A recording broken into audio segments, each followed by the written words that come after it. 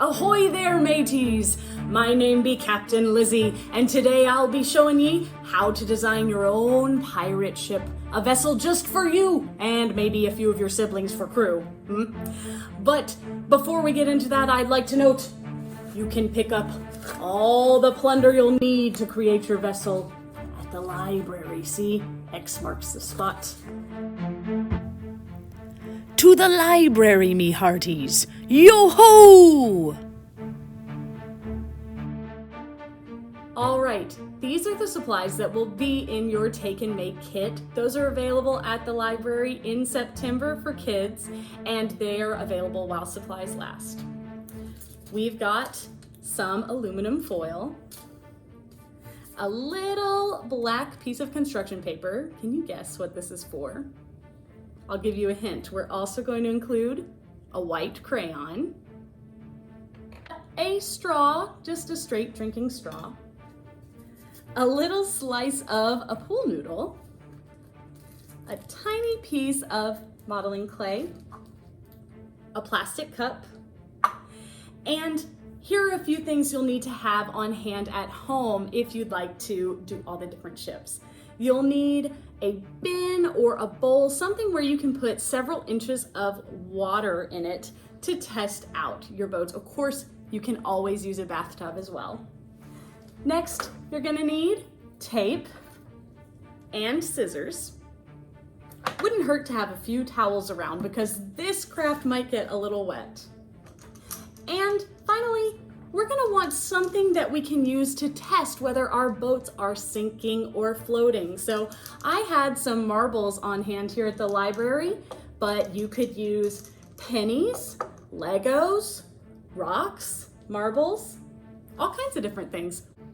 Okay, so here with me, I've got a piece of aluminum foil and a little marble. Can you see it? So these things are a little bit different, right? This one's more a rectangle shape. This one's more of a sphere or circular shape. And one of them is a lot bigger than the other, right? One of them's a lot flatter than the other. So they have different shapes, sizes, and they're made of different things. So I'd like you to guess which one of these is going to float in the water and which one is going to sink. All right, so we're gonna start with our foil. Let's see, does it sink? Does it float? Oh, even though it's really big, it floats. Was that your guess? Now we've got our little bitty marble. Let's see if it sinks or if it floats. Right to the bottom. Was that your guess that it would sink? So why would something that's big float, but something that's small sink? Well, a long time ago in ancient Greece, a scientist called Archimedes figured out that when something is put in the water, water has to move to make room for it. It's called displacement. Have you ever gotten into a pool or a bathtub and you see the water go up a little higher because you sat down in it? That's displacement. The water had to move aside to make room for your body, or at least the part of it that's in the water. And the same thing happens whenever anything's in the water. Water has to move out of the way to make room for that object. Now, what we need to remember is there are two different forces that are working on an object when it's in the water. And the balance between those forces is going to tell us whether something will sink or float. So the first force is one you've probably heard of, gravity. And gravity pushes down. That's right, that's what holds us down on Earth. And the more something weighs, the more gravity is pushing it down. But there's also another force called buoyancy. That's fun to say, isn't it? Buoyancy. And buoyancy pushes up. And it pushes up depending on how much water has to move out of the way, how much that water weighs that has to move for an object. So anytime that we've got something, we're going to check if it floats or sinks. We're gonna have to see if the gravity pushing down is stronger, or if the buoyancy pushing the object up is stronger. If the buoyancy is stronger, the object is going to float. If gravity is stronger, what do you think will happen? The object is going to sink.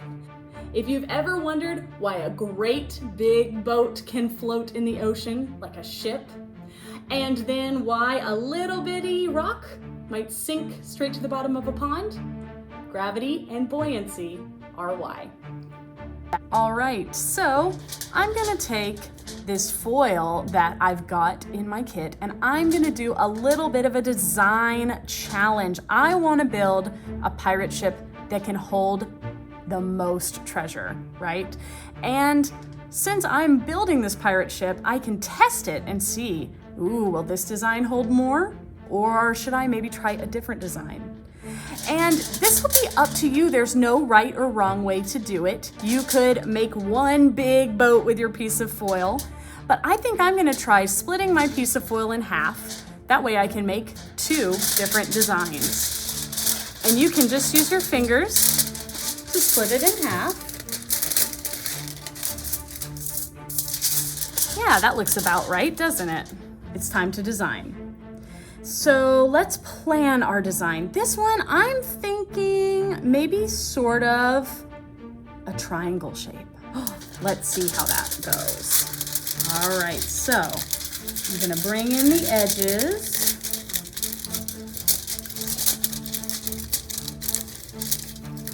On my boat, making 3 edges, 3 sides, just like a triangle. Okay. Can you guys see my triangle boat? Or maybe it looks a little bit like a pizza slice. Let's see if my pizza slice pirate ship floats. It does.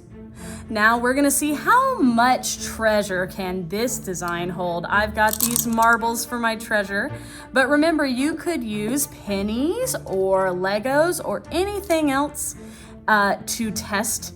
Just make sure you use the same thing each time. That way you'll really be able to compare. And if you have little siblings at home, be careful because some of these things are a choking hazard. So just make sure you're using them at the right place and the right time. All right, ready to count with me?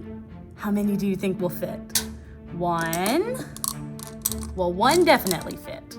2, 3, 4, 5, 6, 7, woo, we're gonna need more treasure.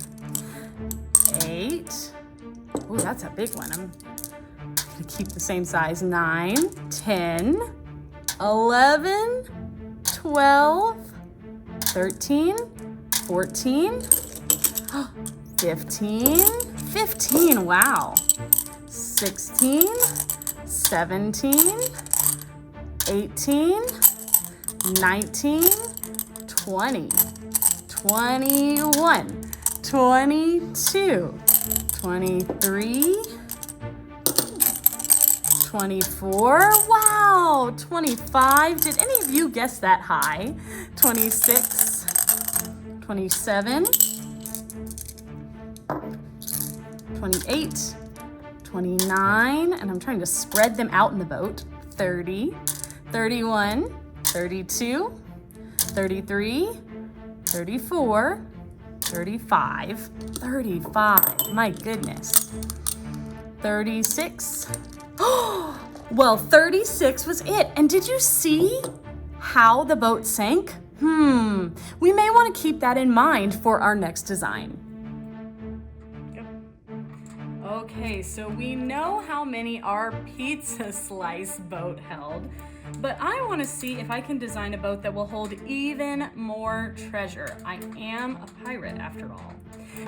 So my plan is to try to design a bit of a canoe shape. But remember, you can design whatever you'd like. And the great thing about foil is it comes right back apart if you need to change up your design a little bit, like I did just then. This one, compared to our first boat, it's more long and narrow. This one had a wide part and a narrow part. This is more of a long, narrow, even shape with some high walls and some tight ends. Let's see if it floats. That's always our first test. Yes! All right. Let's see how many marbles it will hold. 1, 2, do you have your guess written down? 3, 4, 5, whoa, 6, 7, 8, 9, 10, 11, 12, 13, 14, 15, 16, oh, it's tilting, 17, maybe I can save it, 18, oh, only 18. All right, so I made 2 boat designs, one inspired by a canoe and one inspired, well, either by a boat or a little bit by a pizza slice, right? They're different shapes and maybe even pretty similar heights, right? They're made of the same thing and about the same amount of foil was used in each of them. About half of my sheet was this one and about half was this one. But this boat held a lot more marbles or more treasure than this one did. So your task is to go through this process again and again and see how many marbles you can get your pirate ship to hold. You can test all different shapes. There's no right or wrong way to do this, and we can see what the best design for a pirate ship will be. So if you finished your foil pirate ship designing, we've included some other craft materials so that we can keep building pirate ships. We are going to start by creating our own pirate flag. Now, of course, the classic design for a pirate flag on a black sail like this is the Jolly Roger, but I love kitty cats. So I'm gonna use my white crayon to make a little pirate kitty cat.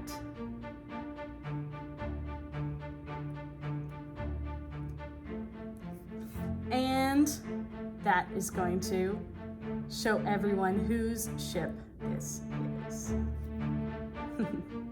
I'll include the crossbones. Now, of course, your design can look totally different. You could even put maybe your initials for your name, your favorite food, whatever you want for all the other ships to recognize you. So I've got my kitty cat here. Next, I'm going to take my black drinking straw and we're gonna cut it about right here so that it's sticking out of the cup, not even with the cup, but a little above. You'll just need some scissors to do that. Whoa! And now we've got our 2 masts for our 2 pirate ships. All right, so for our pirate ship number 2, I'm gonna take the little flag we drew with the kitty cat on it, and my longer piece of straw, the one that fits into the cup, and I'm gonna grab some tape and just secure my flag onto the straw. This creates a flag on a mast, just like a real pirate ship would have. Next, I've got a little bit of modeling clay. This will help stick our mast to the inside of our boat. So, just going to make a little landing point.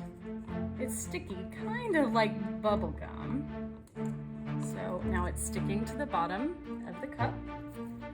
and I can just push my flag into it. That'll just keep my flag from listing side to side and maybe taking the boat with it, right? So here's what our boat is going to look like. Next, let's test if it floats. So we've got our water. I'm gonna set it down gently.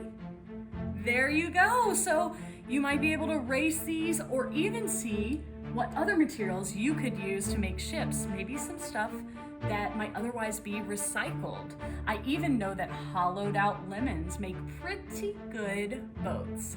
So experiment and see if other items you might have around the house could make a ship just like this. So pirate ship number 3. I think this one would be super fun to play with at bath time. We've got a pool noodle. We know that those are really good at floating, aren't they? And once again, we've got the shorter part of our drinking straw.